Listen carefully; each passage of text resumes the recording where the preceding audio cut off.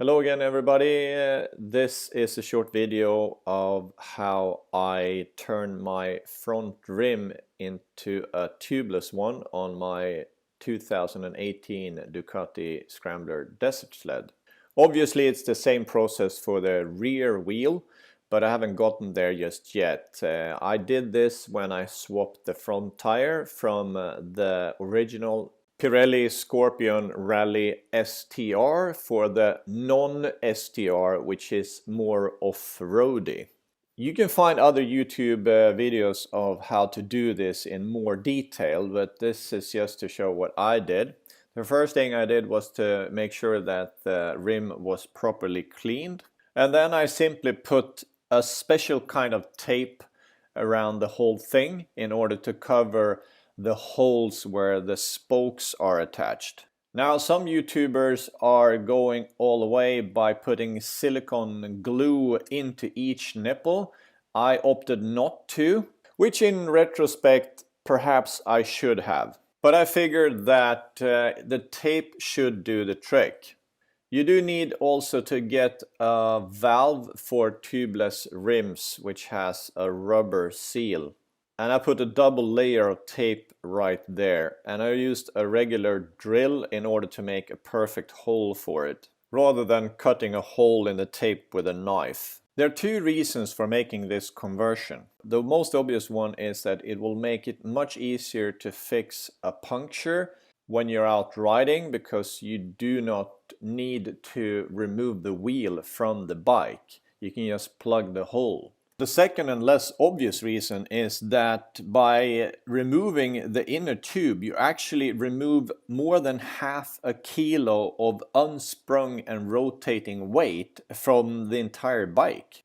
And that's the front wheel only. I do expect to shed the same amount of weight from the rear wheel once I do that. So it turns out that my little experiment making this rim tubeless didn't pan out exactly as I was hoping for. So it was holding there pretty well, but there was a small leak at this spoke here. So little bubbles coming out from there when checking it underwater. So when you look at this one here, you can see that there's an air channel running here. The sealing tape has seated really well because of the pressure as expected. But there's still sort of an air channel running here, and it runs all the way long. So just because the air escapes from this spoke nipple right there doesn't necessarily mean that there's a hole right here, which is a bit of a headache. So what I'm going to try to do is just to work over the tape again, because the leak was minute. It was really small, but enough to make the pressure drop after a couple of days, which still is annoying enough. So I could cut it open and do the long way, which is actually filling in these depressions around the nipple with silicone. Some people do that, and then they put the tape on. But to me that seems a little bit redundant, considering that this worked pretty darn well as it did. I'm happy though to see that the valve was holding air. There was nothing wrong there. So gonna work this with heat, maybe see if I can add some tape or maybe cut some tape off. So after some reconsideration, I decided to go for the following solution and simply to put on a second layer of tape on top of the first one.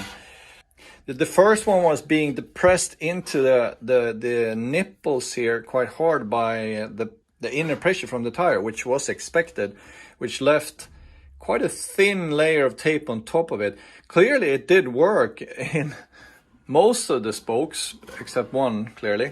But I figured that if I put on a full round more of tape, maybe that will do the trick.